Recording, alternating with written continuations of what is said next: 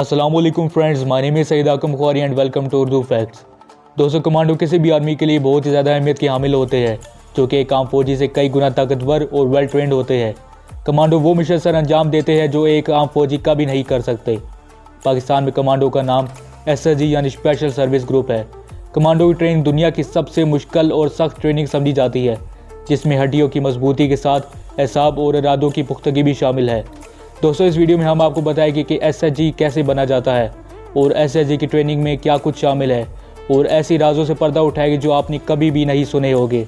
आगे बढ़ने से पहले अगर अभी तक आपने हमारा YouTube चैनल सब्सक्राइब नहीं किया तो ज़रूर कर लें।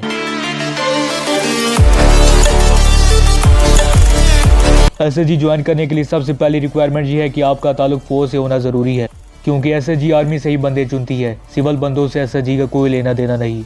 आपका ताल्लुक आर्मी के किसी भी यूनिट से हो, आप SSG ज्वाइन कर सकते हैं। रूल्स के मुताबिक आपकी आर्मी सर्विस 5 साल हो तो आप अप्लाई कर सकते हैं, लेकिन आजकल 2 से 3 साल की सर्विस वाला भी अप्लाई कर सकता है। ये भी याद रखें कि आप अपनी मर्ज़ी से SSG कभी नहीं ज्वाइन कर सकते, बल्कि जब SSG की वैकेंसी आती है तो SSG की टीम हर यूनिट में जाती है और आपको मोटिवेट करती है।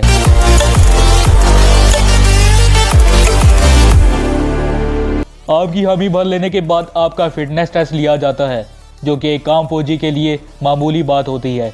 इस फिजिकल टेस्ट में 40 पुशअप, 40 सिटअप्स और 7.5 मिनट में 1.5 मील रनिंग करवाई जाती है। इसको पास कर लेने के बाद आपका मेडिकल और सिक्योरिटी क्लीयरेंस होता है। यहाँ पर मैं आपको एक फ्री टिप भी देता चलूँ कि हर इंसान को अपनी कुव्वत बर्दाश्त के बारे में मालूम होता है। अगर आपकी हड्डियाँ ज़्यादा मार नहीं झेल सकती तो आप SSG ज्वाइन करने का सोचिए भी मत, क्योंकि इस मरहले से गुजरने के बाद आपकी हड्डियां टूट भी सकती है। सिलेक्शन के बाद आपको खैबर पख्तूनख्वा में चिराट सेंटर में भेज दिया जाता है और ट्रेनिंग सेंटर में दाखिल होते ही आपको फ्रंट रोल करवाए जाते हैं। फिर चाहे आपने लट्ठे का या कॉटन का जोड़ा ही क्यों ना पहना हो।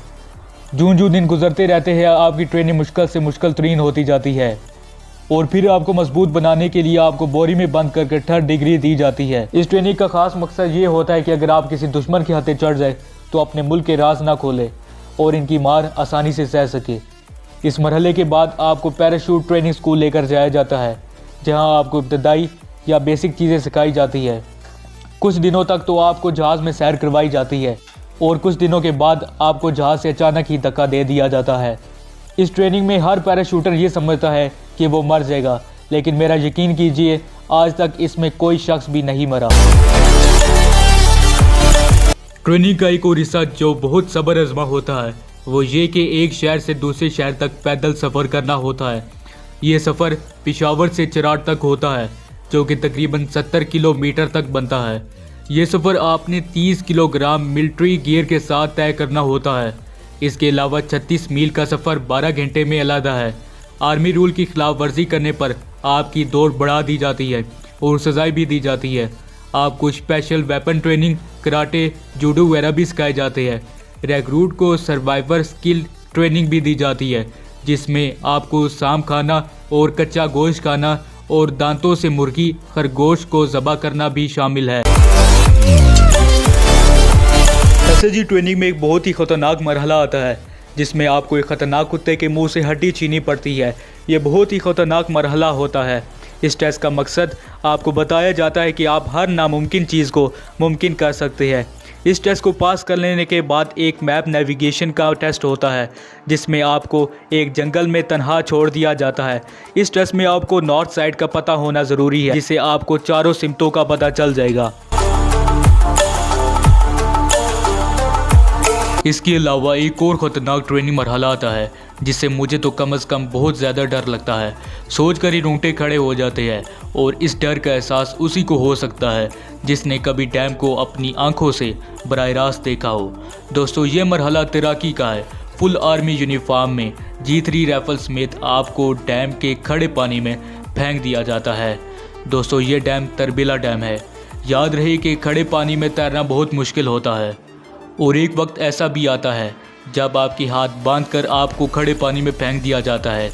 याद रहे कि SSG की ट्रेनिंग 6 महीने की होती है, और अगर आप दिल हार बैठे हैं या आपने गिव अप कर दिया है तो आपसे ज़ोर ज़बरदस्ती नहीं की जाती है, बल्कि आपको रोटियां बनाने पर लगा दिया जाता है और 6 महीने बाद यूनिट में वापस भेज दिया जाता है। एसएसजी में आपकी किस्मत का अच्छा होना भी ज़रूरी है। अगर फाइनल परेड डे से पहले रिहर्सल में भी आपका बाजू या पाँव फ्रैक्चर हो जाता है तो आप कमांडो का बैच कभी भी हासिल नहीं कर पाएंगे। और ऐसा कई लोगों के साथ हुआ भी है। आपकी हड्डी तो जुड़ जाएगी लेकिन आप बहुत रोएंगे कि आपकी 6 माह की मेहनत ज़ाया हो गई है। इसी वजह से मैंने शुरू में कहा था कि आपकी हड्डी का मजबूत होना ज़रूरी है। दोस्तों, यही लेवल है कमांडो बनने के लिए। जब आप कमांडो बन जाते हैं तो आप अपने आप को जिन समझने लगते हैं। इतनी ताकत फुर्ती आ जाती है कि आप किसी को भी बर्दाश्त नहीं कर पाते। दोस्तों, कमांडो बनने के बाद आपकी लाइफ यकसर चेंज हो जाती है। आपकी यूनिट चेंज, ड्यूटी चेंज और आपकी सैलरी बढ़ा दी जाती है। आर्मी के थ्रू बाहर के मुल्क जाने के चांसेस बढ़ जाते हैं।